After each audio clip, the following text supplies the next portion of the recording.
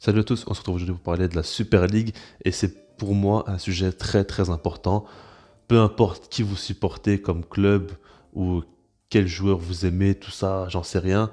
La Super League est bien évidemment très très importante à prendre en compte et à comprendre un petit peu qu'est-ce qui se passe parce que beaucoup de choses vont changer dans le football et je vais vous le prouver dans cette vidéo-là. Je vais vous en parler, je vais essayer de donner mon avis aussi et tout simplement de voir qu'est-ce qu'il faut réellement en penser parce que je pense que les gens se font un peu trop des avis facilement sans trop réfléchir. Mais en soi, quand on regarde un petit peu les infos, ce qu'on a devant nous et quand on regarde la logique qu'il y a derrière ça, on peut facilement comprendre ce qu'il y a entre les lignes et ce qui va se passer dans les prochaines années au niveau du football. Alors, si je vous ai dit que c'est officiel que la Super League est de retour, c'est par rapport au fait que Séphérine a parlé et a tout simplement annoncé qu'il prépare, en parlant de la Super League, un nouveau projet pour revenir. Donc, il a clairement annoncé officiellement et ça va revenir. Maintenant, le format n'est pas encore officiellement arrivé, on ne l'a pas sous nos yeux, mais il y a beaucoup d'infos qui ont fuité depuis longtemps déjà, donc on sait ce qui va changer. Et puis même, on sait très bien qu'ils vont essayer de modifier dans le bon sens, donc c'est un peu logique les modifications qu'ils vont faire. Alors, on parle tout simplement, déjà, premièrement, que les membres fondateurs ne sont plus obligatoirement qualifiés à chaque compétition de la Super League, parce que c'est très bien qu'ils avaient 12 fondateurs, si je ne me trompe pas, et à chaque fois, ben, ils seraient totalement qualifiés. C'est ça qui posait beaucoup de problèmes, parce que peu importe qui performe ou non, les gros clubs seront toujours mis en avant.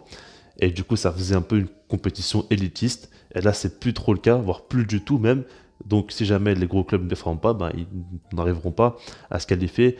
Et même pour vous dire, ça sera comme la Ligue des Champions, c'est-à-dire que les championnats maintenant vont reprendre beaucoup de place dans le projet de la Super League, ce qui est une bonne chose pour eux, parce que simplement dans le championnat pourront les souteneurs en tout cas ne plus être contre eux, parce que en gros la Super League avant l'idée c'était clairement de prendre la place des championnats et en même temps la Ligue des Champions. Donc du coup bah, tout le monde était contre eux.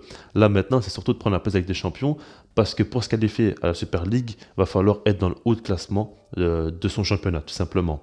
Donc vous voyez vraiment que l'idée c'est de effacer tout simplement cette Ligue des Champions et de prendre la place. De l'autre côté, il y a l'UEFA qui a préparé donc un nouveau format pour 2024. Je vous l'affiche à l'écran. Et je ne sais pas ce que vous en pensez vous, mais en tout cas pour moi, je vois surtout une compétition où il y aura plus de matchs qu'avant et où ils pourront se faire plus d'argent, mais je ne vois pas vraiment une véritable plus-value de ce nouveau format. Je trouve pas du tout qu'il soit terrible.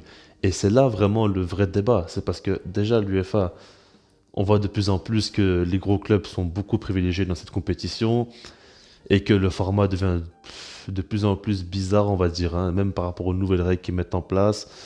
On voit que voilà quoi, ça commence vraiment à changer et que leur objectif c'est vraiment de mettre en place des grosses affiches constamment et on voit toujours un peu de répétition et surtout que là maintenant leur format va devenir encore plus inquiétant et pour moi encore plus négatif et problématique tout simplement. Et comme je l'ai dit, c'est là vraiment le véritable problème, c'est que l'UEFA aussi fait n'importe quoi. Parce que beaucoup de gens aiment la Ligue des Champions, dont moi aussi, j'ai toujours aimé la Ligue des Champions, je suis né avec la Ligue des Champions, la musique, elle nous fait rêver, tout ça. Mais il faut être honnête, ce qu'ils préparent en ce moment, c'est pas terrible. Et puis surtout, la répartition des revenus est catastrophique. Dites-vous qu'ils donnent seulement 50% des revenus qu'ils ont au club.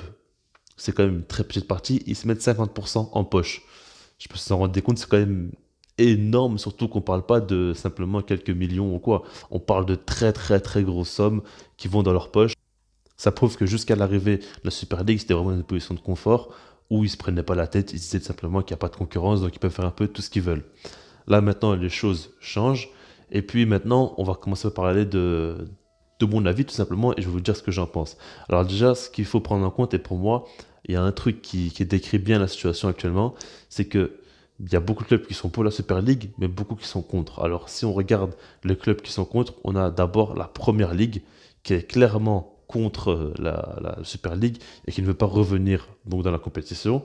Et puis, on a par exemple le PSG, ou notamment les clubs États, quoi.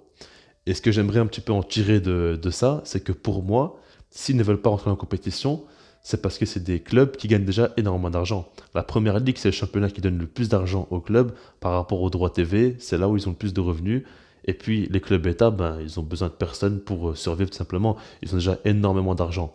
Donc du coup, ils savent très bien que leur position actuelle est très très bonne parce que aujourd'hui, une équipe comme le Barça ou le Real ne peut pas concurrencer avec un Manchester City ou avec le PSG où en général les clubs de première ligue, ils ne peuvent pas. C'est pas possible pour eux économiquement. Regardez par exemple le cas Mbappé.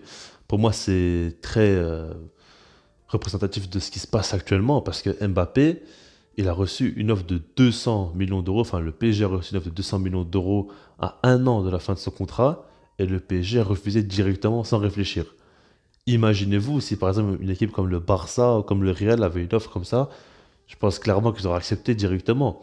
Même si que c'est un joueur qu'ils veulent garder, tout ça, mais si tu as un joueur qui veut partir, il ne reste plus qu'un an de contrat, tu risques de le perdre librement, et tu as une offre de 200 millions d'euros qui vient, donc tu pourras vraiment reconstruire une équipe en dehors de lui et pouvoir créer quelque chose de nouveau, bah t'acceptes directement. Le PSG ne l'a pas fait parce qu'ils n'ont pas besoin de cet argent-là. Et en fait, il y a un déséquilibre monstrueux entre les clubs États, les clubs de première ligue, et puis le reste, notamment avec les clubs historiques, mais après même les autres clubs aussi. Et ça fait que cet écart-là n'est plus trop viable, tout simplement. Et la Super League va apporter beaucoup plus de revenus aux clubs en général. Les revenus sont mieux répartis, tout simplement. Et du coup, ça va aider beaucoup, beaucoup financièrement les clubs, notamment comme le Barça et le Real. Après, il y a aussi la Juventus, il y a aussi Milan, tout ce que vous voulez. Il y a plein de clubs qui seront gagnants dans cette histoire-là. Moi, je parle surtout du Barça et du Real parce que c'est les clubs qui s'intéressent le plus, je pense. En tout cas, pour moi, c'est le Barça. Et vous avez compris, surtout pour généraliser. Mais du coup, ce que je veux dire par là, c'est que en gros, la Super League, bah, ça va apporter plus d'égalité, en tout cas financièrement, aux clubs.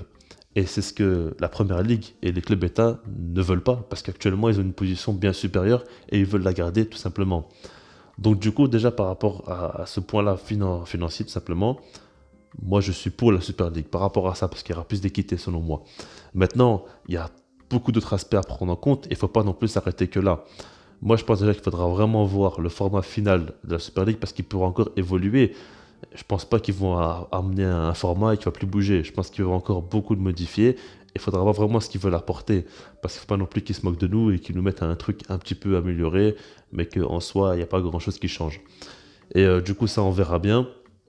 Mais en tout cas, moi, je pense vraiment que la Champions League, ils sont en train de partir en vrille tout simplement et que ce qu'ils mettent en place, c'est pas c'est pas fou du tout quoi. Franchement, ça donne pas envie quoi.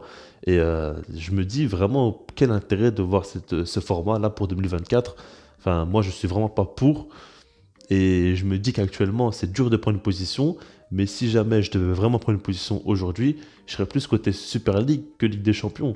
Et c'est la réalité tout simplement. Alors je pense qu'il y a beaucoup de gens qui vont être outrés de ce que je dis, mais quand on regarde vraiment ce que met en place la Ligue des Champions et ce que met en place la Super League, en soi, il n'y a pas une grande différence, hein, tout simplement. Moi, je pense surtout que les gens sont trop habitués à la Champions League, donc du coup, ils la soutiennent de ce fait. Mais si on regarde vraiment ce qui se passe, ils font rien de fou. Justement, pour moi, c'est plus du négatif qu'ils font. Donc, dites-moi comment ça s'en pensait par rapport à tout ce que je vous ai dit. Et puis sinon, moi, je vous dis peace.